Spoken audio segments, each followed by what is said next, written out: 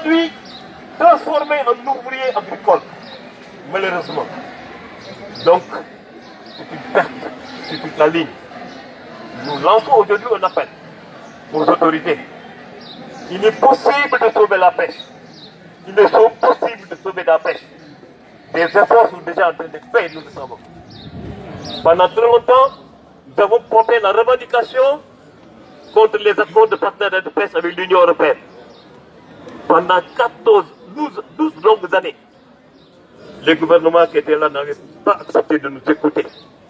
De 2014 à 2024. Heureusement, aujourd'hui, un nouveau gouvernement n'a pas attendu longtemps pour mettre en pratique ses promesses. Ces promesses, c'était quoi? C'était mettre un terme aux accords de partenariat de pêche que nous avons salués. Et nous avons déjà vu les conséquences.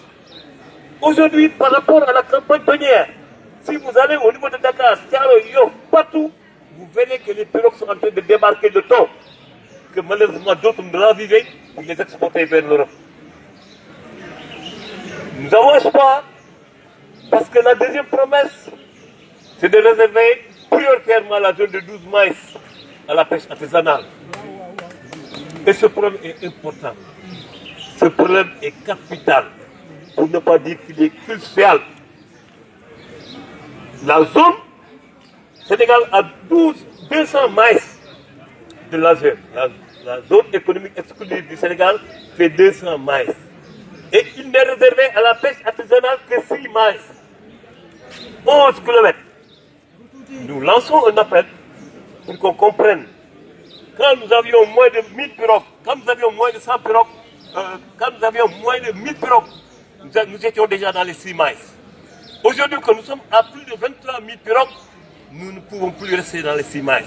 Et en plus, il s'est ajouté l'exploitation, les plateformes offshore, à Saint-Louis, à Sangomar, et peut-être demain à Kayar, et à Rufisque offshore, et en Casamance.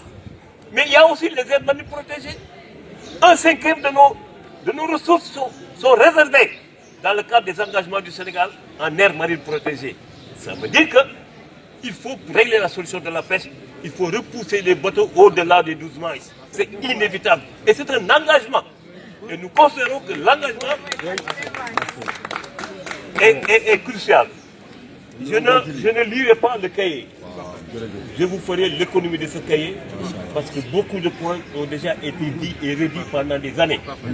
J'éviterai des efforts sont faits. Avant-hier, j'étais là avec vous pour l'examen des cahiers déposés l'année dernière.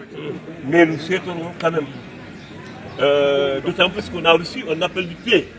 Le Premier ministre Ousmane Sonko, nous l'avons entendu à l'Assemblée nationale, dire lui-même qu'il souhaiterait rencontrer la communauté des pêcheurs de Gendar pour parler avec eux. Nous lui disons, monsieur le Premier ministre, Excellence, nous sommes preneurs. La communauté de Gendar vous tend les mains. La communauté de Gendar a fait sa toilette et vous attend, monsieur le Premier ministre. Nous vous recevrons les bras ouverts. Nous avons contribué à votre combat. De 2014, 2017 à nos jours, nous n'avons jamais été absents.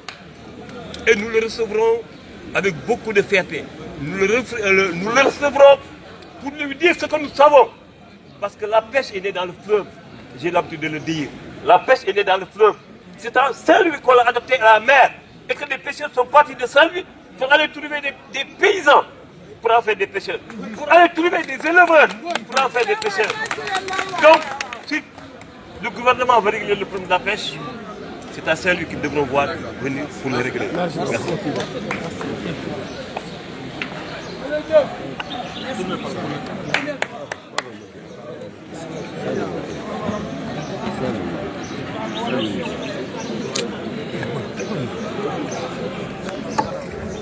Merci. Merci. Merci.